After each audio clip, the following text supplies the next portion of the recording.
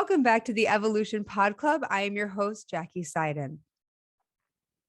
Everything you've ever desired has become a seed that you've planted. And you are currently looking at the soil going, where's my stuff? Where's the man? Where's my $1 million? Where's my car? Where's my house? Where's my dream job? And you're just staring at the dirt, wondering why things are not just appearing before you. But here's the deal. You've planted the seeds. They're already planted. They're in the ground. If you actually planted a tree, you wouldn't go outside the next day and expect to see a fully matured tree in front of you. You would look for the tiny growth and it would become the sapling, and you would really take in and enjoy every moment of this journey of the tree turning into a fully manifested tree. But every desire you've ever had is a seed and is already planted. Everything in your world is a thought turned into a thing. Everything that you see around you is a thought materialized into a thing. But it didn't happen overnight.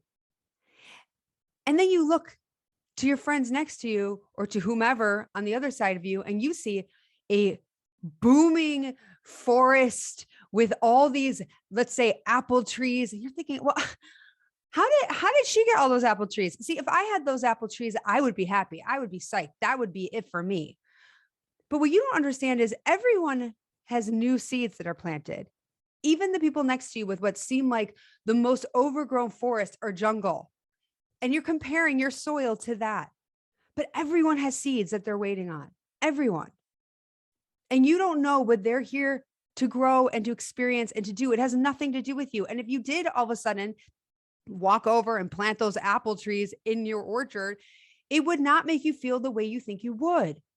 You wouldn't know what to do with them. You wouldn't know how to care for them. You would not have been there since the birthing of those trees, and they would make no sense to you. You would eat the apples, they'd fall off, they'd rot. Then you'd be left with rotten apple cores and all over the place, not knowing how to clean it up and just being in over your head. So how do you enjoy the watching of the becoming in your garden or your forest or your jungle or the world that you are creating before you? Because if you just stand by and say things like, I'm perpetually single, I'm never going to get that job, this is my life, I'm going to live in this apartment forever, then what you're doing is you're blocking the sunlight. You're not giving the seeds water. You're not helping them, nurturing them to grow. So what you can do is look at your garden, realize you have an entire forest before you of all the things that are currently in your life. Can you sit back and say, oh, look what I have created. It's so beautiful.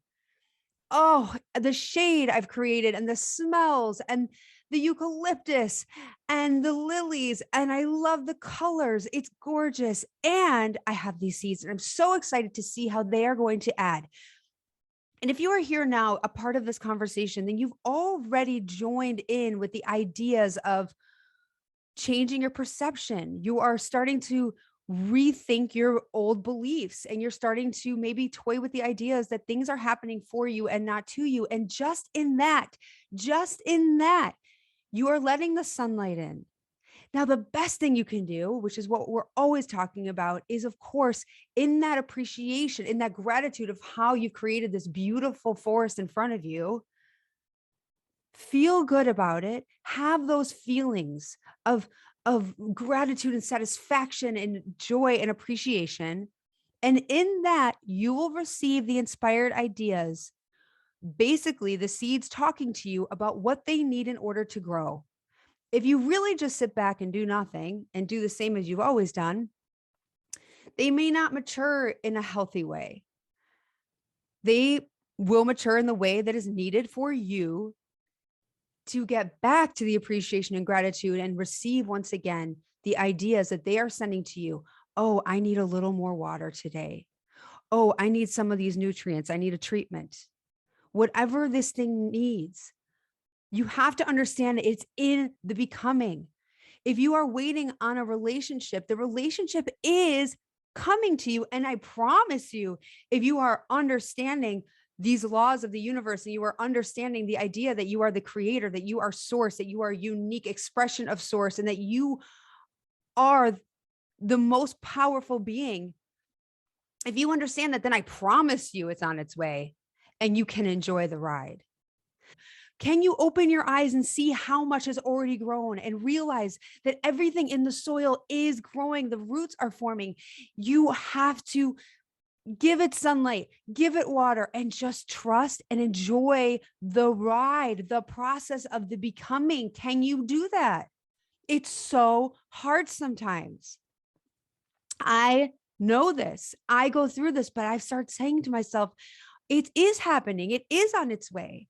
I can't wait till it comes, and then I can look back at this whole entire time and tell the story of how it came to me.